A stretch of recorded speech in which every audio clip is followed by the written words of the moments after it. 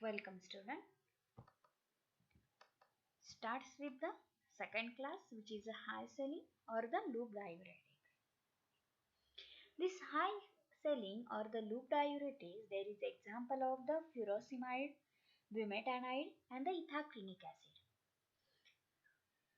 This furosemide, bumetanide and the ethacrenic acid have been labeled as a high saline or the loop diuretic because they inhibit the sodium and chloride reabsorption in the thick segment of ascending limb of loop of Henle as well as in the proximal convoluted tubule and the distal dilating site. The site and the mode of action. The major action on the reduce the active chloride reabsorption in the ascending limb of loop of Henle. Again, in addition, there are minor action on the sodium reabsorption in proximal convoluted tubule and the distal dilating site. There is an increased urine volume with the loss of the sodium, potassium and the chloride. And these chloride loss induce the hypochloremic alkalosis and potassium loss may provoke the digoxin intoxication.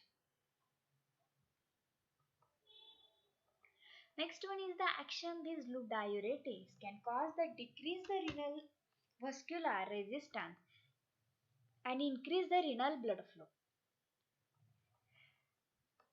Now in that the increase the sodium, potassium, calcium and the volume of the urine.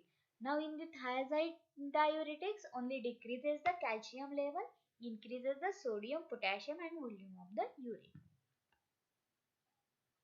Now therapeutic uses are loop diuretics are the drug of choice for reducing the acute pulmonary edema of the heart failure. Because of their lipid onset of action, particularly when given intravenously, the drugs are useful in the emergency situations such as acute pulmonary edema, which calls for a rapid intense diuresis. Again, this loop diuretics along with the hydration also useful for treating the hypercalcemia. It means the increase in the calcium level because they stimulate the tubular calcium excretion. They are also useful for the treatment of the hyperkalemia. Next one is the pharmacokinetics. The loop diuretics are administered orally or the parenterally. Their duration of action is relatively brief to the 2 to 4 hours and they are secreted into the urine. Now next one is the adverse effect. In that the first one is the ototoxicity. It means the deafness.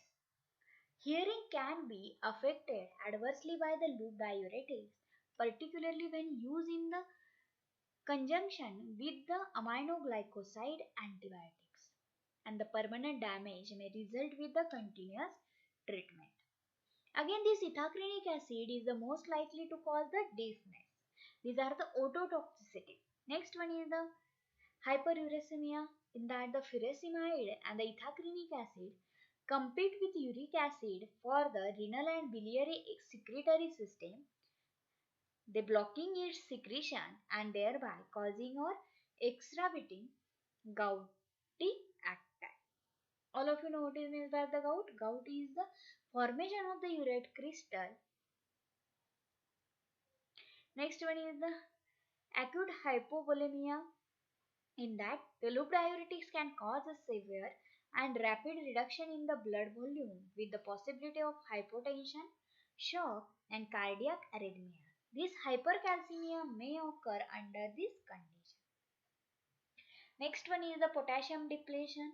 In that, the heavy load of the sodium presented to the collecting tubule result in the increase the exchange of the tubular sodium for the potassium with the possibility of inducing the hypokalemia.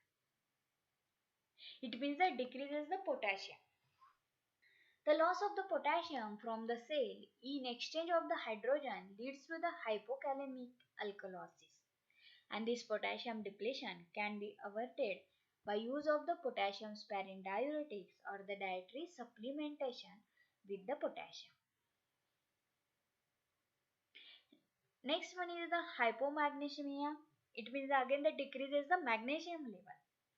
A combination of chronic use of the loop diuretics and the low dietary intake of the magnesium can lead to the hypomagnesemia,